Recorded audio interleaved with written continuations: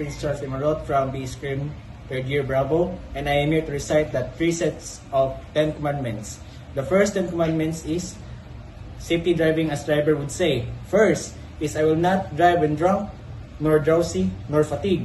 Number 2, I will not pass without care on curbs, nor hills, nor the view is unseen by my eyes. Number 3, I will not violate speed laws, nor exceed speed limits. Number 4, I do not disobey highway signs and traffic signals. 5, I do not make a twist without signaling my intentions. Number 6, I do not accelerate my speed at school, playgrounds, hospital, and other dangerous zones. Number 7, I will not be careless when crossing at intersections. Number 8, I do not glare my headlights on approaching cars at night. Number 9, I will slow down when twilight comes and unsafe road conditions are before me. And the last one is I will be courteous and respectful of the rights of every driver and pedestrian. The second 10 commandments is the self-traveler. So for road safety from Traveler 24 source. First, thou shalt not gaze at thy phone. Number 2, thou shalt not throw trash out of the window. Number 3, thou shalt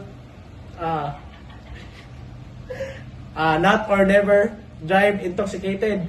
Number 4, thou shalt not take any chances. Number 5, thou shalt buckle up thy kids. Number 6, thou shalt not drive on thy bride. Number 7, thou shalt not drive with one light or with faulty lights. Number 8, thou shalt adhere to the speed limit. Number 9, thou shalt keep thy distance. And the last one is thou shalt practice patience. And the last one is for self-clearance. First is keep right. Second, observe road courtesy. Number 3, prohibited parking.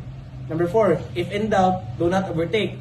Number 5 is the bus stop rule, lining up on the bus stop zone.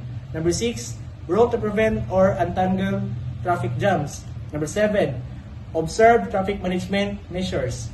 8, the philosophy of Pinoy driver, first come, first serve vehicle. Number 9, on pedestrian. Number 10, remember the international driving safety reminders. That's all. Thank you.